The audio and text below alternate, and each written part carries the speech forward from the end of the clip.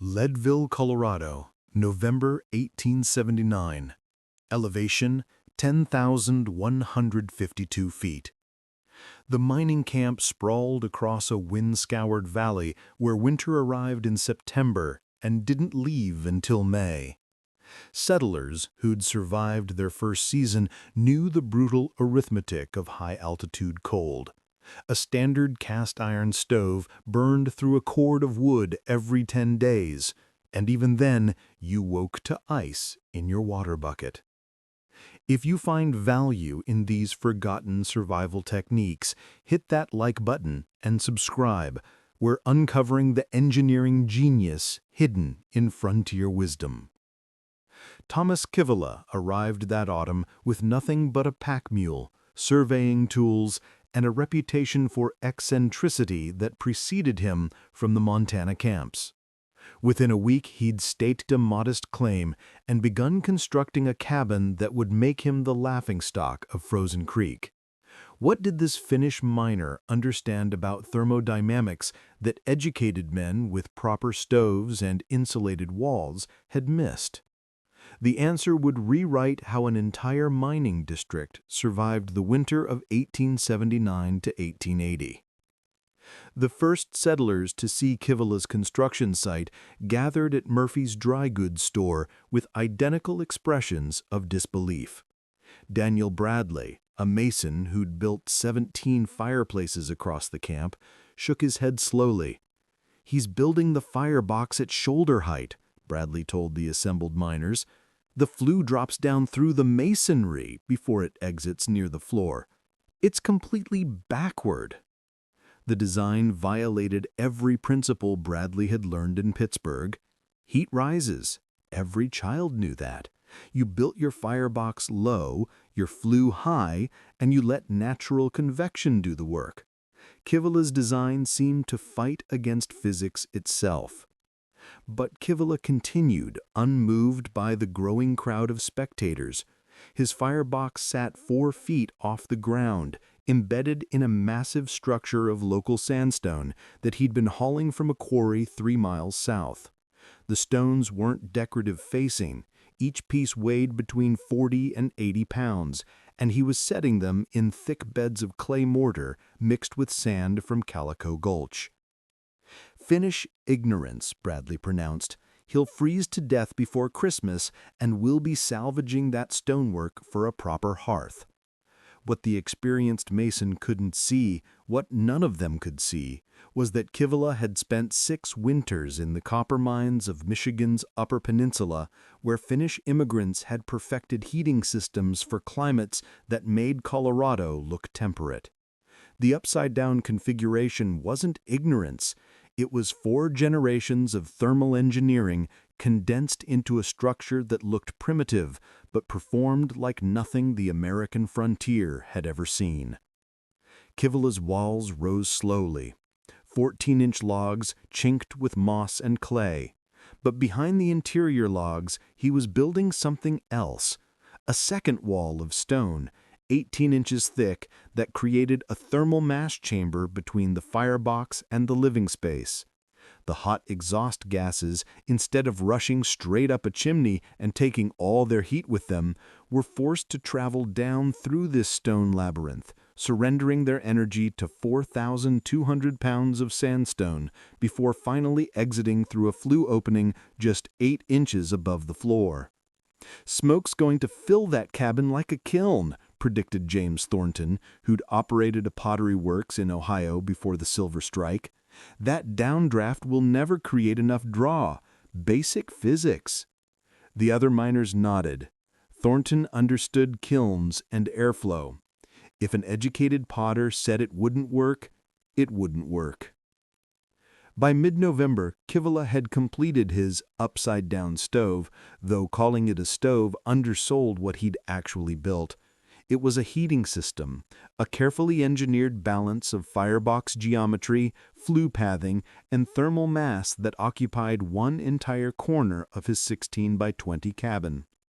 The structure extended 18 inches into each adjacent wall, creating an L-shaped mass of stone that radiated from 2 sides of the living space. When he lit his first fire on November 18th, smoke poured from the improvised door and every gap in the chinking. The settlers, watching from a respectful distance, exchanged knowing looks. Bradley had been right. The fool would freeze. But Kivela didn't panic. He adjusted the damper, a simple iron plate in the flue that he could raise or lower with a chain, and fed the fire steadily for 3 hours. Gradually, as the stone mass heated and the draft stabilized, the smoke cleared. By evening, a thin column of heat rose from the floor-level flue opening, barely visible against the twilight, while the cabin's chimney cap showed almost no smoke at all. If this historical engineering fascinates you, show your support with a like and subscription. Drop a comment with your own experiences with thermal mass heating. The real test, of course, would come when winter truly arrived. And winter, in the Colorado Rockies at 10,000 feet, didn't wait long. What Thomas Kivela had built was an American adaptation of the Finnish contraflow masonry heater, though none of the Leadville miners would have recognized the term.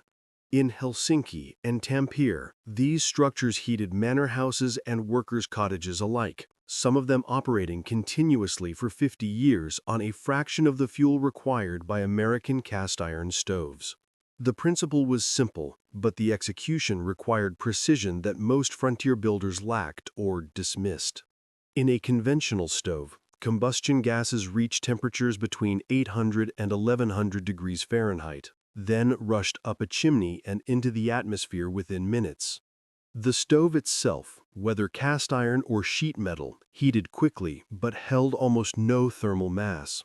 Iron's specific heat capacity is low. It absorbs heat rapidly and releases it just as fast. The moment your fire died down, your cabin started cooling. Kivela's system inverted this wasteful process. His firebox, positioned high in the masonry structure, burned wood at extremely high temperatures, often exceeding 1200 degrees during the initial burn. But instead of venting these gases directly upward, the flue forced them to travel down through a series of channels embedded in the sandstone mass. The gases had to navigate 17 feet of stone pathway before reaching the exit flue near the floor. During this journey, the exhaust surrendered approximately 73% of its thermal energy to the surrounding stone. Sandstone, unlike iron, has high thermal mass. It absorbs heat slowly, but retains it for hours.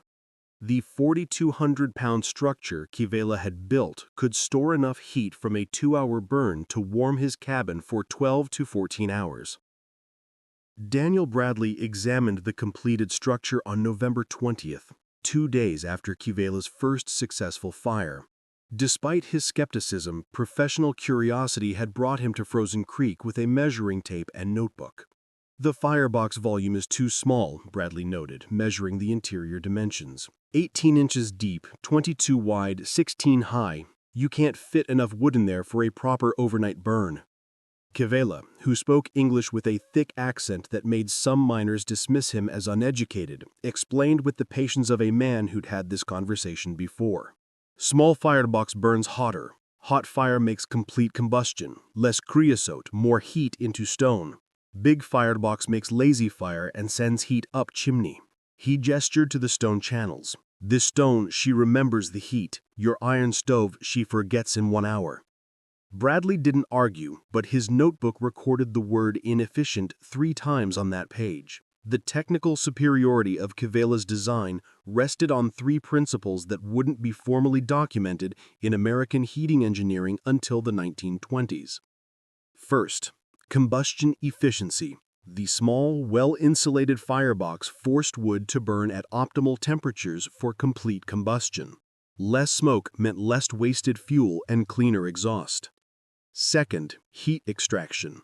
The contraflow path, gases traveling down before exiting, violated intuition but maximized contact time between hot exhaust and thermal mass. Every foot of stone pathway pulled heat from gases that would otherwise escape to atmosphere.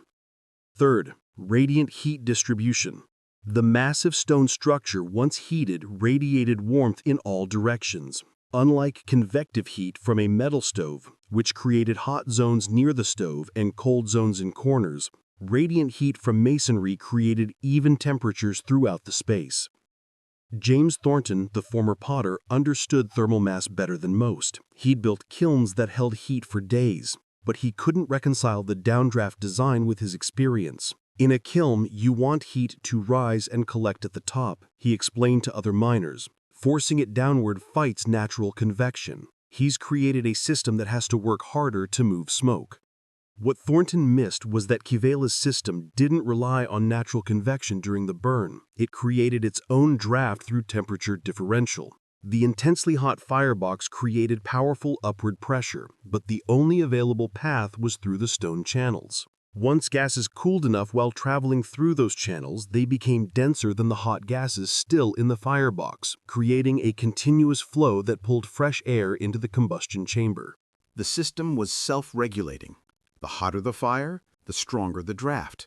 And unlike a conventional chimney, where excessive draft pulled heated room air up and out of the cabin, Kibela's floor-level exit released only the thoroughly cooled exhaust gases. By late November, Kibela was burning 1 armload of wood every evening, approximately 12 to 15 pounds of split pine and aspen. His cabin maintained temperatures between 65 and 68 degrees Fahrenheit through the night, even as exterior temperatures dropped to 15 below zero. His nearest neighbors, using conventional cast-iron stoves, burned 40 to 50 pounds of wood per night and woke to interior temperatures in the low 40s. The mathematics were irrefutable. Kivela was using 1/3 the fuel to maintain temperatures 25 degrees warmer. Let us know in the comments if you've experimented with masonry heaters or thermal mass systems. And hit that like button if you're learning something valuable. But mathematics and observation often lose arguments against established practice and the comfort of consensus. The miners of Leadville had survived previous winters with cast-iron stoves. They knew what worked. Kibela's success was interesting, perhaps even impressive, but it was also Finnish, foreign, and therefore suspect. That attitude would change on the night of January 12, 1880. The blizzard arrived without the usual warnings. No gradual temperature drop, no building wind. The afternoon of January 11th had been merely cold, 18 degrees at noon. By sunset, the temperature was 4 below zero. By midnight, it had plummeted to 26 below. Wind screamed down from the peaks at 40 miles per hour, driving snow horizontally across the valley and turning the mining camp into a white void where cabin lights disappeared 20 feet from their windows. The storm was what old-timers called a Wyoming screamer, a high-altitude Arctic blast that could kill exposed livestock in under an hour. Inside the typical Leadville cabin that night, survival became a consuming activity. Cast-iron stoves glowed cherry red as miners fed them split wood every 30 to 45 minutes. The stoves radiated intense heat in a 6-foot radius, hot enough to redden your face if you sat too close, but 10 feet away, water froze in 10 cups. Daniel Bradley's cabin, considered one of the better-built structures in the district, dropped to 31 degrees by 2 a.m., despite his burning through half a cord of wood. His family huddled under buffalo robes within a few feet of the stove, which he fed continuously until dawn. James Thornton's situation was worse. His smaller cabin and older stove couldn't maintain even minimal temperatures. By 3 a.m., with his wife and 2 children showing early signs of hypothermia, despite their layers of wool and fur, he made the desperate decision to relocate his family to the larger boarding house down the street. The journey of 200 yards in 28 below wind chill nearly killed his youngest daughter. She survived, but lost 3 toes to frostbite. Across the camp, miners made similar calculations. Burn more wood, huddle closer, survive until morning. At Thomas Kivela's cabin on Frozen Creek, the night followed a different pattern. He'd lit his evening fire at 6 p.m., feeding the firebox steadily for 90 minutes until the sandstone mass reached operating temperature. He judged this by placing his palm on specific stones he'd marked, feeling for the deep, even warmth that indicated full heat saturation. By 8 p.m., he'd let the fire die to coals, closed the damper to a narrow opening, and gone to bed. When the storm hit at midnight, the temperature inside his cabin was 66 degrees Fahrenheit. At 3 a.m., when Thornton was evacuating his family, Kivila's cabin had dropped to 63 degrees, a change he didn't notice until morning because he'd slept comfortably under a single wool blanket. At dawn, when Bradley and dozens of other miners emerged exhausted from 18 hours of continuous fire feeding, Kivila woke to a cabin that registered 58 degrees, still warm enough that frost hadn't formed on the window's interior surface. The contrast wasn't subtle. It wasn't a matter of interpretation or exaggeration. It was 40 degrees of measured difference between Kivila's cabin and those of his neighbors. Word spread through the camp by mid-morning. Men who'd dismissed the upside-down stove as Finnish eccentricity walked through knee-deep snow to see for themselves. Bradley arrived at 10 a.m., his face wind-burned and his eyes red from smoke and exhaustion. Kivila invited him in. The cabin was warm, genuinely warm, the kind of warmth that penetrates your bones after hours in killing cold. More remarkably, there was no fire burning. The last flame had died 9 hours earlier. Bradley placed his hand on the sandstone mass. It was still warm to the touch. Not surface heat, but deep, sustained warmth radiating from within the stone structure. "How much wood did you burn last night?" Bradley asked. Kivila gestured to a modest pile of split logs in the corner. 20 pounds, maybe 25. One good fire, 6 o'clock to 8 o'clock. Bradley had burnt 140 pounds of wood through the same period and kept his family barely above freezing. The physics were undeniable, but what impressed Bradley most was the efficiency of heat distribution. In his cabin, you were either too close to the stove or too far. In Kivila's space, the temperature varied by less than 5 degrees from corner to corner. The massive stone structure radiated warmth evenly in all directions, creating a thermal stability that no cast-iron stove could match. Over the next 3 days, as the storm continued and miners burned through their wood stockpiles at unsustainable rates, Kivila maintained comfortable temperatures with 2 fires per day, each lasting 90 minutes. His total wood consumption for the 72-hour period, approximately 180 pounds. His neighbors averaged 650 pounds for the same period and were colder every minute of it. If you are seeing the brilliance in this forgotten engineering, give us a like and subscribe. Comment below with thermal mass if you understand why this design is superior. The night of January 12, 1880, didn't just prove Thomas Kivila right. It revealed a fundamental truth that the frontier's conventional wisdom had obscured. Thermal mass matters more than fire intensity, and retained heat beats immediate heat when survival is measured in hours, not minutes. By January 15th, when the storm finally broke, 17 miners had approached Kivila about modifying their existing structures or building new heating systems based on his design. The transformation of Leadville's heating culture happened with the speed that only genuine crisis can produce. By February 1880, Daniel Bradley, the mason who'd called Kivila's design Finnish ignorance just months earlier, had begun construction on his own contraflow masonry heater, following Kivila's basic principles but incorporating refinements from his own expertise. Bradley's design used local limestone instead of sandstone, creating a thermal mass of 3,800 pounds, slightly less than Kivila's, but still massive compared to any cast-iron alternative. His firebox was larger, accommodating 18-inch logs, and his flue path included 6 distinct chambers instead of Kivila's simpler 4-channel design.